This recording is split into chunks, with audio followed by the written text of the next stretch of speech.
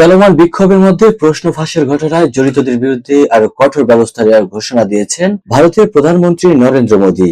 বৃহস্পতিবার 23 জুলাই মধ্যরাতে সামাজিক যোগাযোগ মাধ্যম এক্স প্রকাশিত একটি ভিডিও বার্তায় তিনি জানান, প্রশ্ন ফাঁসের ঘটনায় দ্রুতই বিচার নিশ্চিত করতে ফাস্ট ট্র্যাক কোর্ট গঠনের বিধান এবং কঠোর শাস্তির প্রস্তাব সহ একটি খসড়া বিল কেন্দ্রীয় মন্ত্রিসভার বৈঠকে উপস্থাপন করা হবে। ভিডিওর সঙ্গে দেওয়া পোস্টে মোদী লেখেন, আগামীকালের মন্ত্রিসভা বৈঠক প্রশ্ন ফাঁসের বিরুদ্ধে আরো কঠোর পদক্ষেপ নিয়ে আলোচনা হবে।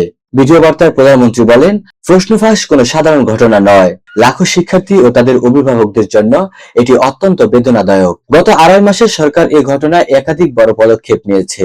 দায়ীদের গ্রেপ্তার করা হয়েছে এবং তারা বর্তমানে কারাগারে রয়েছে।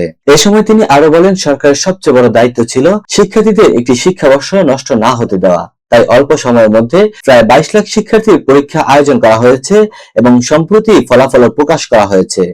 ভারতের প্রধানমন্ত্রী নরেন্দ্র মোদী বলেন, আমরা এখানেই থেমে থাকছি না। আমি সংশ্লিষ্ট বিভাগগুলোকে ফাস্ট ট্র্যাক কোর্ট গঠনের নির্দেশ দিয়েছি। তারা রাতভর কাজ করে একটি খসড়া প্রস্তুত করেছে। এতে দ্রুত বিচার এবং কঠোর শাস্তির বিধান রাখা হয়েছে। আগামীকালের মন্ত্রিসভা বৈঠকে এটি নিয়ে আলোচনা হবে। এ সময় তিনি আরো জানান, মন্ত্রিসভার সদস্যদের মতামত যুক্ত করে বিলটির চূড়ান্ত রূপ দেওয়া হবে এবং সদস্যদের চলতি অধিবেশনে দ্বিতীয় সপ্তাহ থেকেই এটি দ্রুত পাশ করানোর চেষ্টা করা হবে। এ সময় প্রধানমন্ত্রী নরেন্দ্র মোদী বলেন, আমাদের তরুণদের কল্যাণ ও ভবিষ্যতের চেয়ে গুরুত্বপূর্ণ আর কিছুই নেই। যারা তাদের ভবিষ্যৎ নষ্ট করার চেষ্টা করবে তাদের কাউকেই ছাড় দেওয়া হবে না।